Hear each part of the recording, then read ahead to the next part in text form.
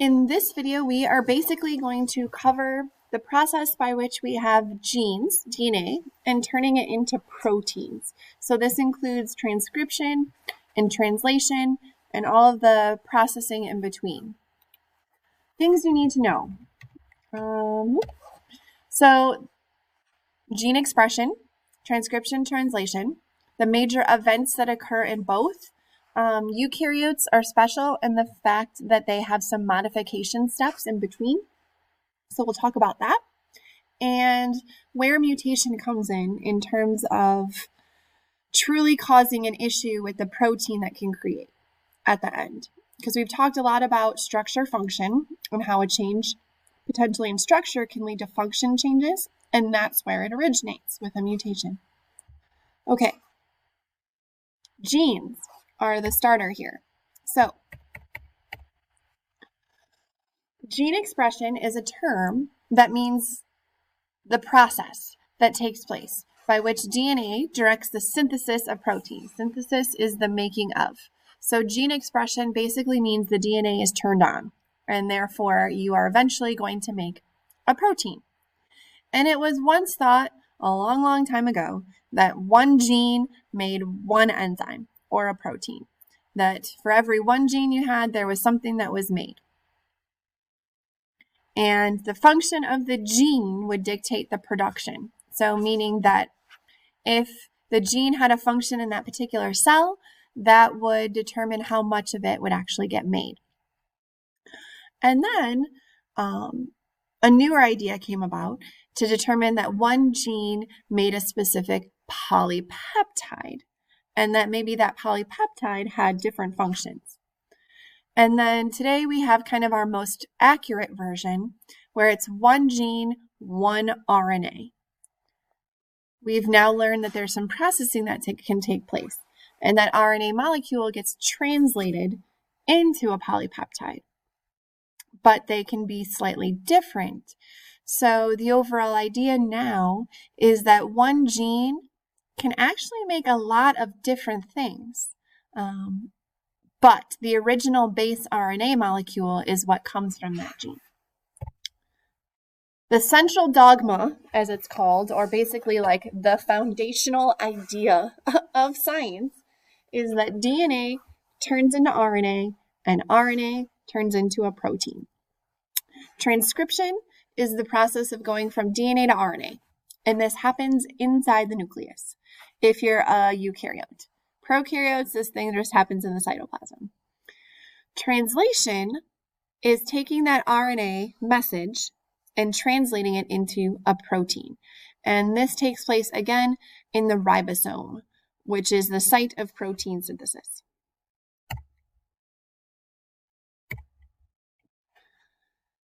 Comparing the two, like I just mentioned, for prokaryotes, they don't have a nucleus. So transcription and translation both take place in the cytoplasm. All organisms have ribosomes. Otherwise, they wouldn't be able to make proteins. So there are those free-floating ribosomes in prokaryotes. So that message is going from DNA to mRNA, which stands for messenger RNA, and then to a ribosome, where protein synthesis occurs. If we remember, proteins are composed of amino acids, and they create chains called polypeptides. So you'll see that a lot. In eukaryotes, however, we do have a nucleus, which the DNA lives inside. So transcription needs to occur inside the nucleus because that's where the DNA lives. So it makes what we actually end up calling a pre-mRNA.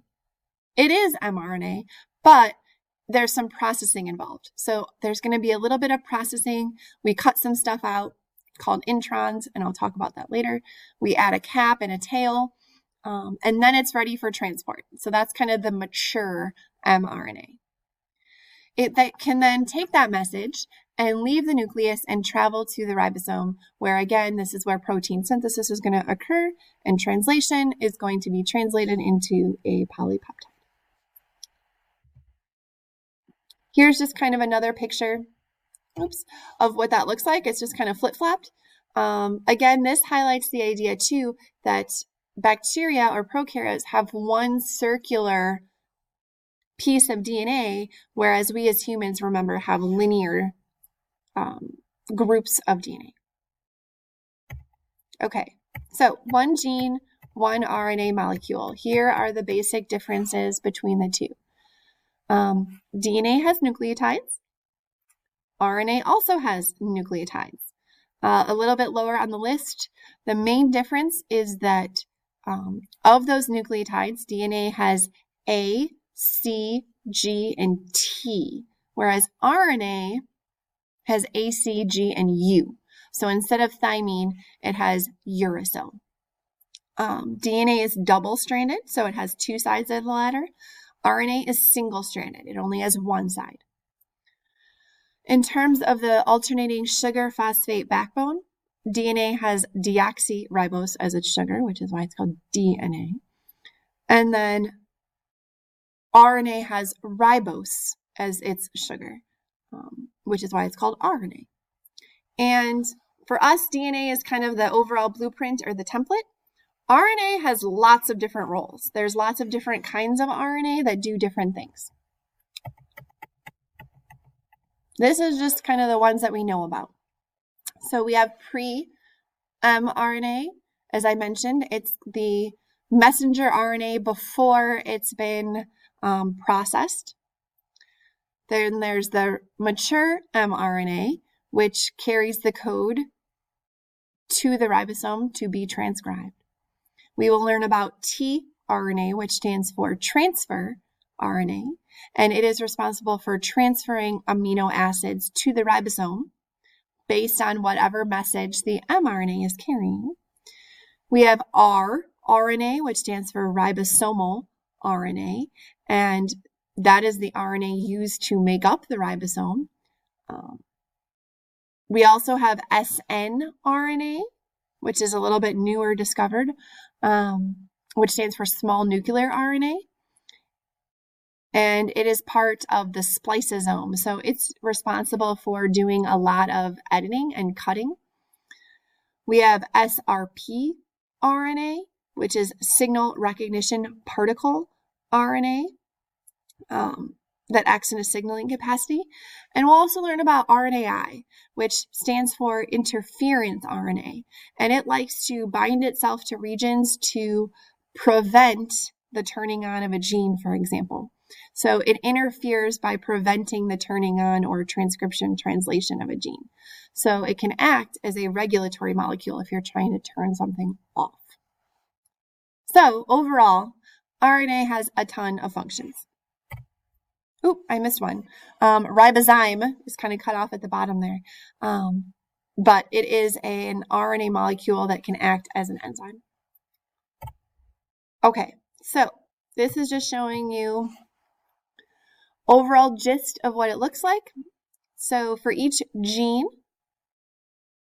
it will separate out and they will be able to use one DNA strand as the template.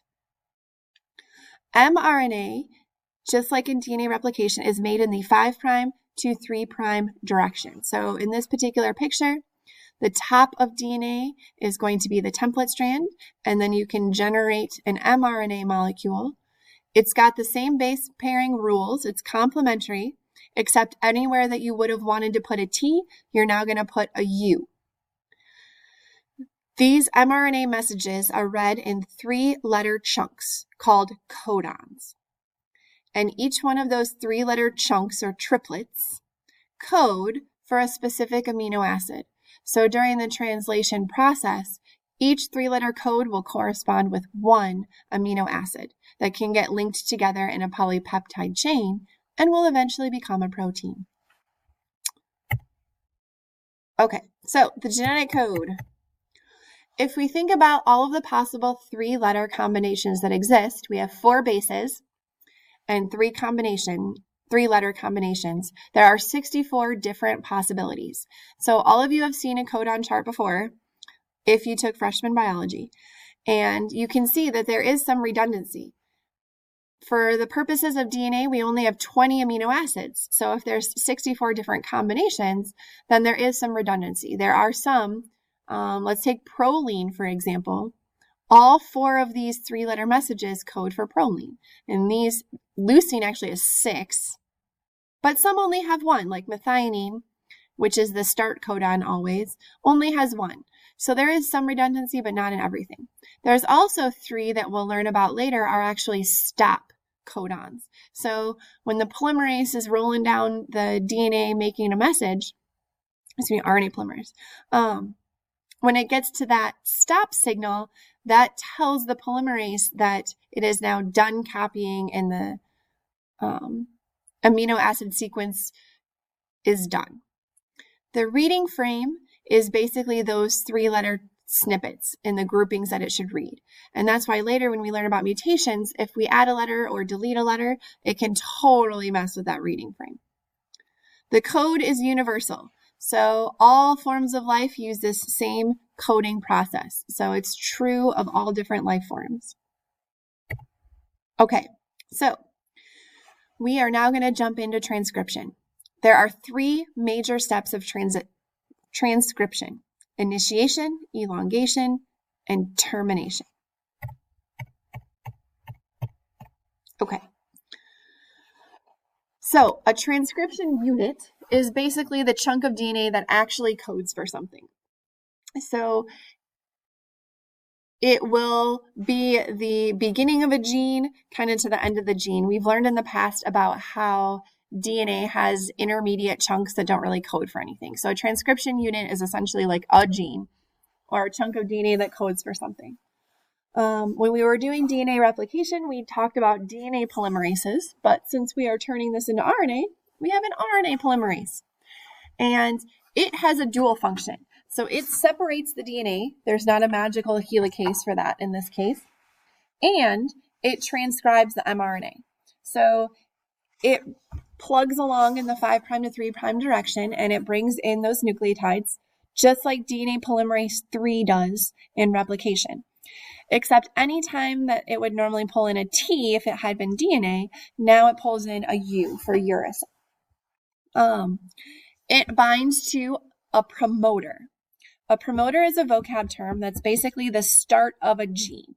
So when we were talking about DNA replication, there was that little primer that got added by primase to signal where the polymerase should come in and stick.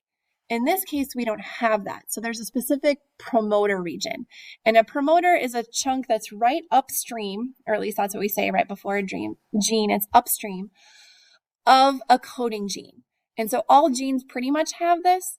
And I guess I should say most, not all. But usually there's a promoter region, and that's kind of the flag of where RNA polymerase should bind and start.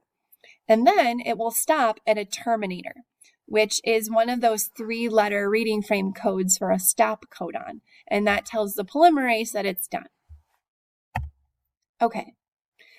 So it's also important to know that this process is a little bit different in prokaryotes versus eukaryotes. So trying to keep them straight as best you can. Here in prokaryotes, initiation is when the RNA polymerase binds directly to the promoter. So you can see how the dark here is the actual transcription unit or the gene. This green area right upstream is called the promoter, and there's like a starting point. So that promoter region is what brings in the RNA polymerase to bind, and it will then start at the start codon, which will be methionine, and it will go all the way till it hits the terminator codon at the end. In eukaryotes, there's a little bit different. Eukaryotes still have the coding region. They still have the promoter region. They still have the start point. All of that is the same. Extra, slightly upstream of the promoter, they have something called a TATA box. And it sounds silly, but that's because of the sequence that it is. It is a very specific TATA AAA sequence, hence TATA box. That is the flag that will eventually bring in the polymerase. What happens before that are what we call transcription factors. They come in, they're additional proteins that bind and basically help control gene regulation, how much it gets turned on or how little, things like that. They come in and recognize this TATA box, and then the RNA polymerase can bind to the promoter. So it's kind of an extra step that prokaryotes don't have. But once the polymerase binds, then it really does the same thing. Okay, so elongation is just self-explanatory. That's when the RNA polymerase is marching down in the 5' to 3' direction, adding on mRNA letters. So you can see here, here's the 5' end, and then it's moving along this way towards the right, bringing in new RNA nucleotides.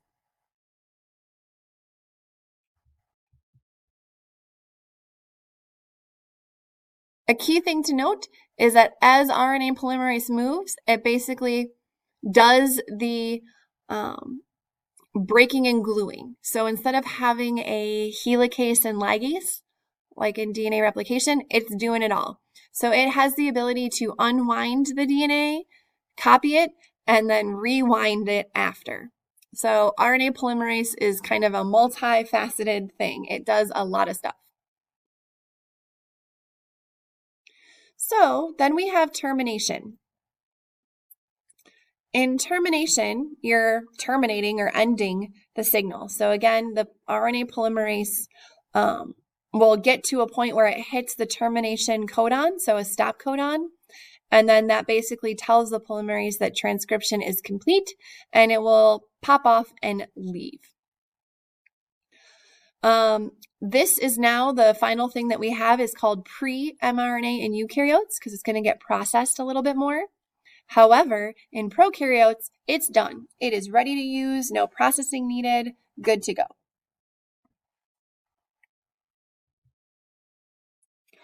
Eukaryotes need to modify their mRNA. Prokaryotes, as I just mentioned, that mRNA message goes straight to the ribosome for translation. And eukaryotes, we're going to process it.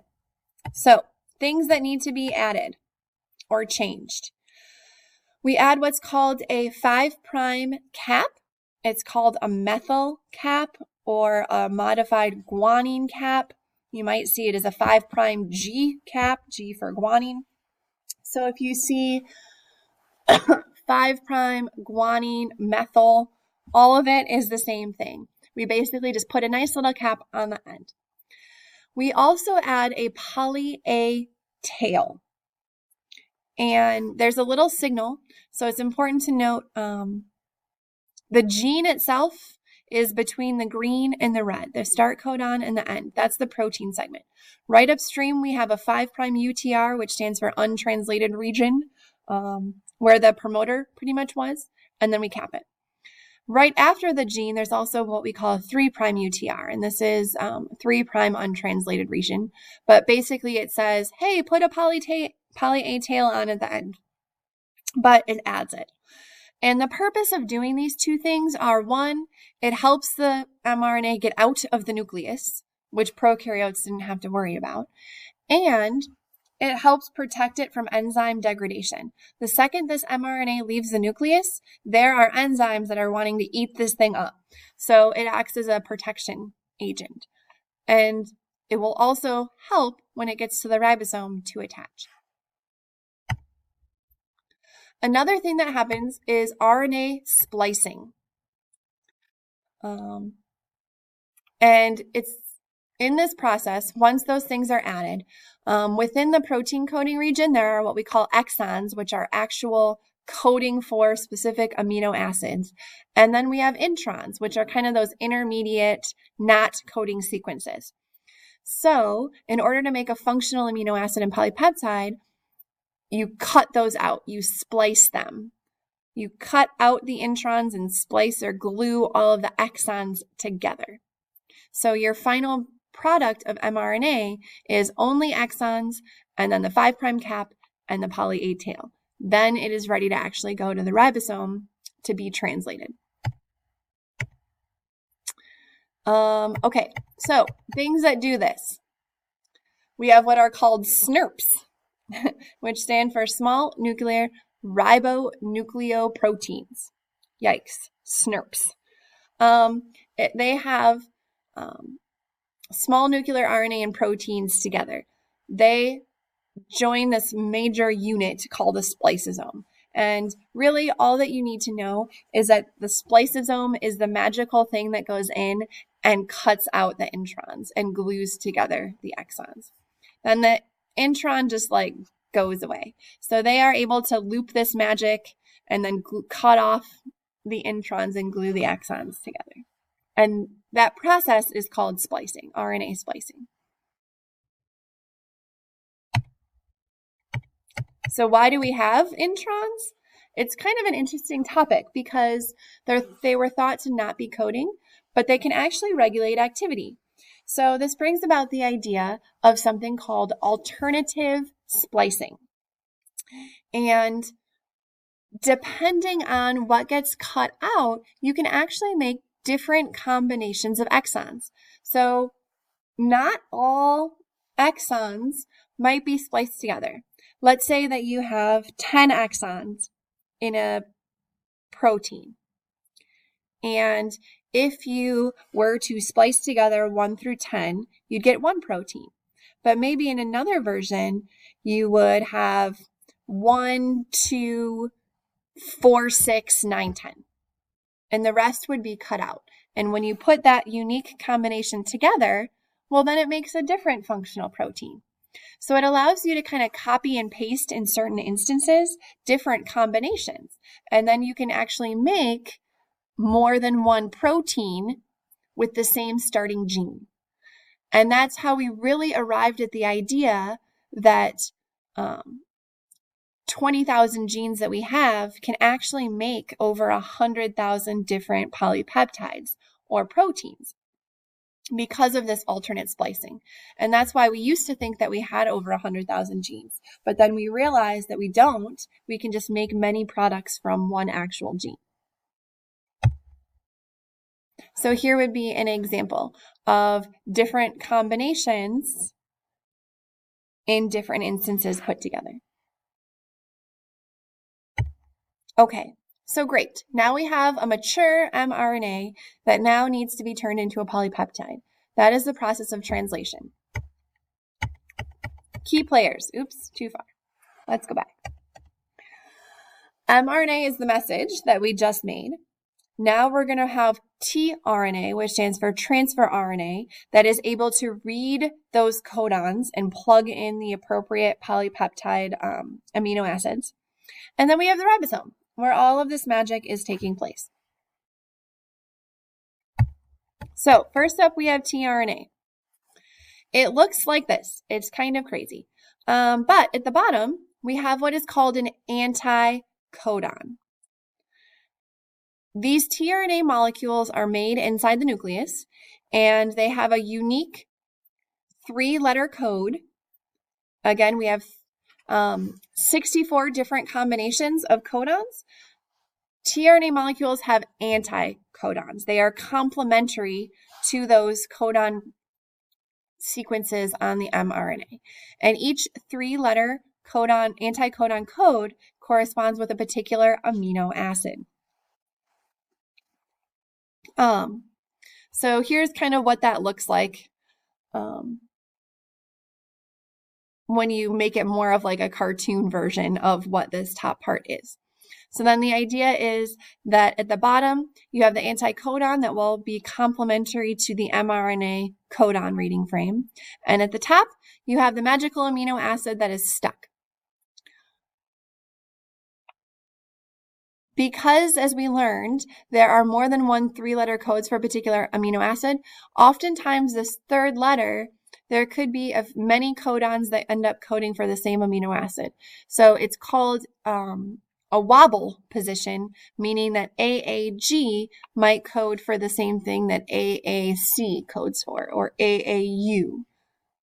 It doesn't so much matter. Okay. Ooh, too far.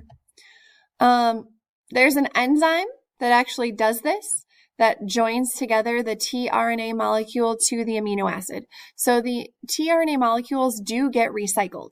It'll drop off its amino acid, and then it will float off to go then pick up another amino acid and repeat this process over and over and over again. So something called aminoacyl tRNA synthetase, yikes, is basically the thing that comes in and does that, just so that you have an idea of how these things are made and the fact that they get recycled. So when it's holding an amino acid, it's called charged. When it's dropped off its amino acid, then it's called uncharged. Seems silly, but that's what it's called. Okay, so ribosomes. Oops. Ribosomes are composed of two things. They're about 60% rRNA and the rest are proteins.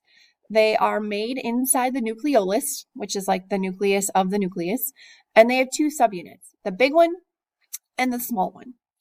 And when they're actually doing translation, they have an area that they can do this. So mRNA, again, is made right in the 5' to 3' direction. So it's going to kind of be read in that same order. And there are 3 sites that we will learn about. And then once the chain is added, the polypeptide is being made. You can see kind of the chain, and it's growing as the tRNA molecules come in and drop off their amino acids. And then it can kind of exit out the back.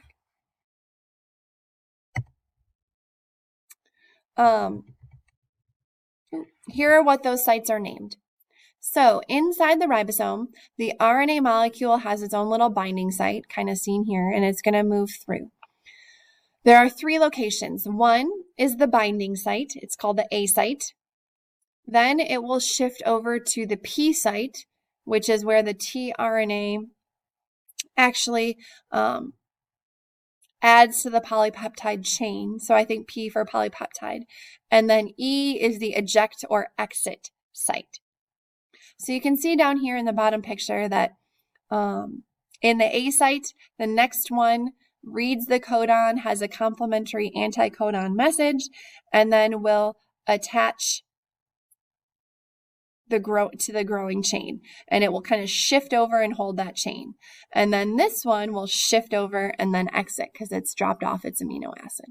So think of it like APE, A-P-E, with A is for attach, P is for polypeptide, and E is for exit.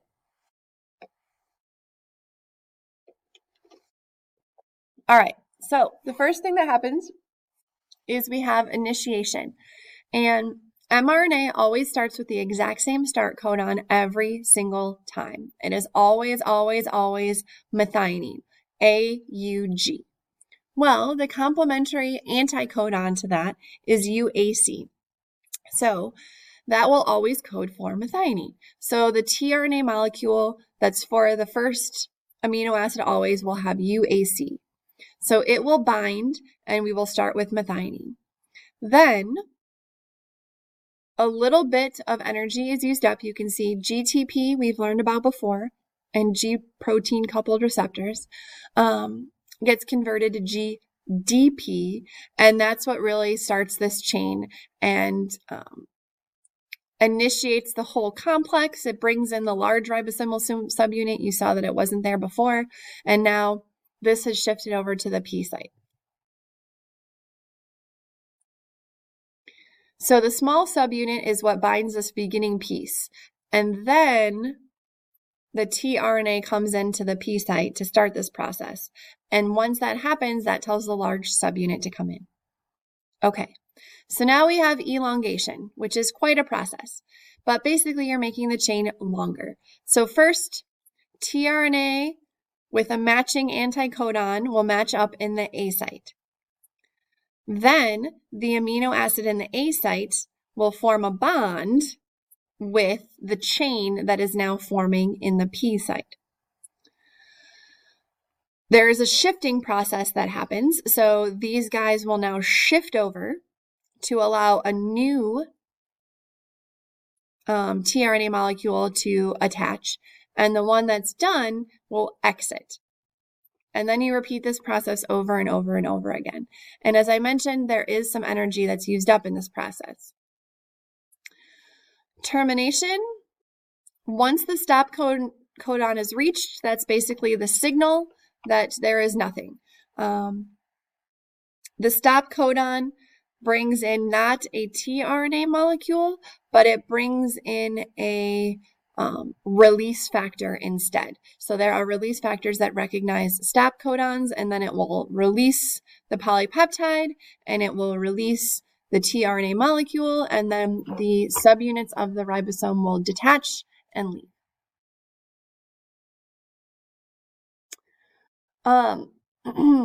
There is something called polyribosomes. So it's kind of silly to think that one mRNA molecule can only be transcribed one at a time, like a single file line. It's actually possible that a single mRNA can be translated by lots of ribosomes at the same time.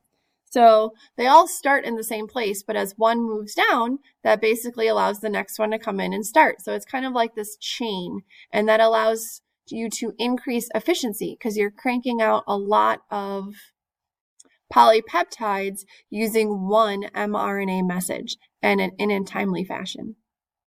Okay, so once the polypeptide is made, then it needs to be folded. As we all know, proteins are folded into 3D structures.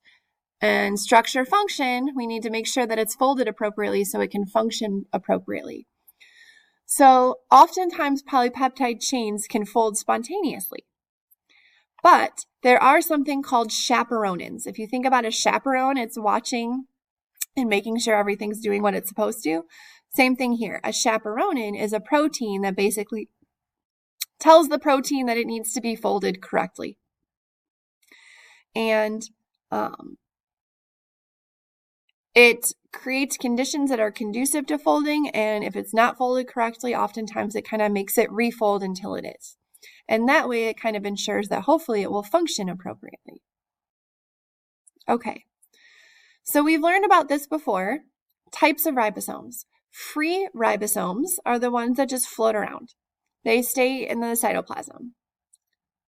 They synthesize proteins, or that's the site of protein synthesis for the proteins that are meant to stay in the cytosol. The bound ones are on the rough ER. Remember, that's what makes it rough. These are the protein sites that are made mostly for packaging because it's attached to the endoplasmic reticulum and then will lead to the Golgi apparatus and so on. So the bound ribosomes are really for making the proteins that are going to be shipped off and moved around. A lot of times the mRNA molecules have a signal on them to really target where they're supposed to go, because an mRNA molecule wouldn't necessarily know what ribosome to go to, but there are signaling molecules that help that magic happen. Okay, there's cellular zip codes, so to speak. So at the end of a polypeptide, oftentimes, there's about 20 amino acids that really tell it where to go.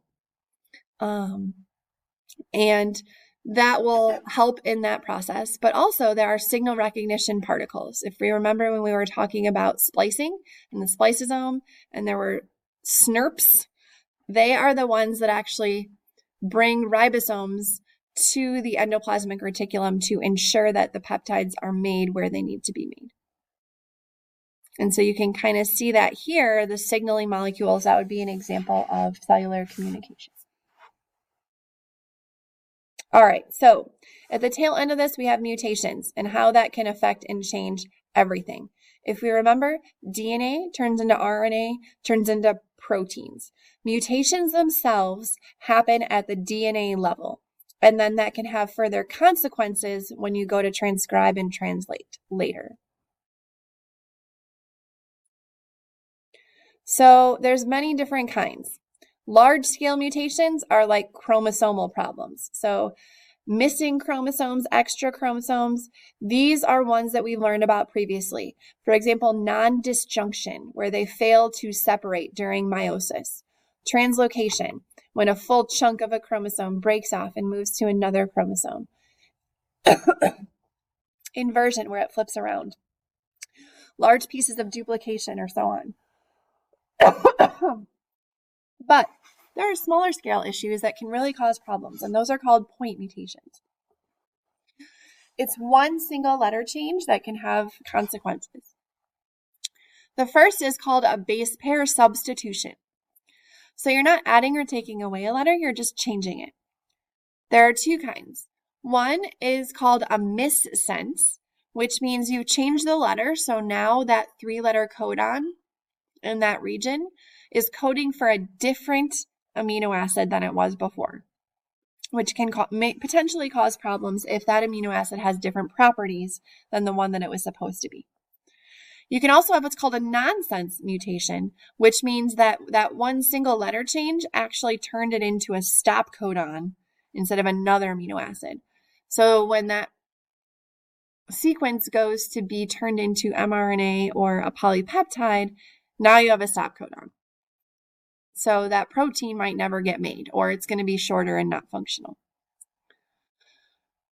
What's not said here is there could also be a silent mutation where one letter change actually doesn't change the amino acid, because remember that there are many 3-letter codes for some amino acids, and then you wouldn't even end up having a change. Those are called silent mutations because it doesn't affect the end result.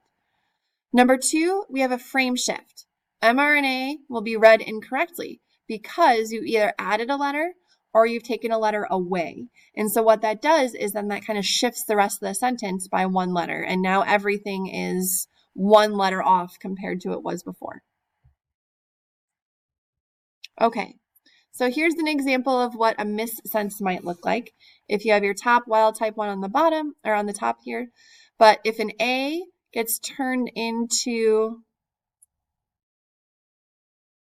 a G, you're going to end up with serine instead of glycine. So it's a one-letter change that's going to result in potentially a different amino acid being made, or a different protein, and possibly not functional.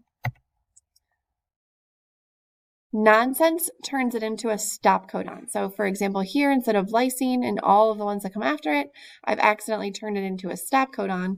So that means nothing's going to be made. This is the one that I mentioned before. It is a silent mutation. So here I have an A instead of a G, but the problem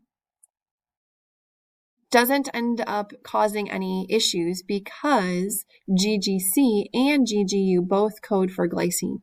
So the amino acid sequence ends up being unaffected, and you're going to make the same protein that you would have before.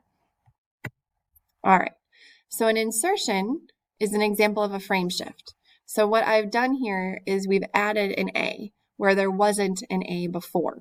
And so that kind of shifted the entire sentence down one. And actually, we've caused it to be a nonsense because now I've accidentally made it so that there's a stop codon instead of all of these others.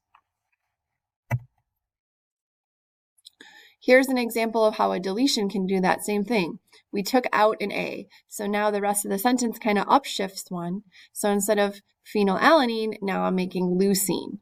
Instead of glycine, now I'm making alanine. So all the resulting ones, for the most part, are probably going to be changed and often leads to premature stopping of the creation of the polypeptide chain. Okay, so one example of a single letter change is sickle cell. I feel like many of you have learned it before. But it is a result of a single letter change. Here you can see on the left, we have CTT. On the right, it's CAT in the DNA, which means that when it gets transcribed, it'll be GAA versus GUA.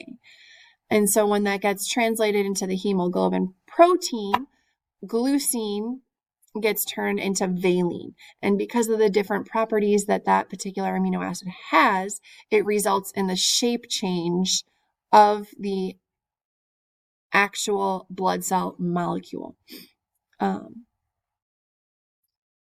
That one letter change results in it folding like this on the right, composed to what it is on the left. So instead of the nice, spongy, easy, bouncing around circular version of blood cells, it has abnormal strands that kind of have inflexible chains, and they can get stuck and clogged, causing the symptoms of sickle cell. So that's just kind of one general example of how that one single letter change mutation can actually have consequences in terms of the functional protein. The end.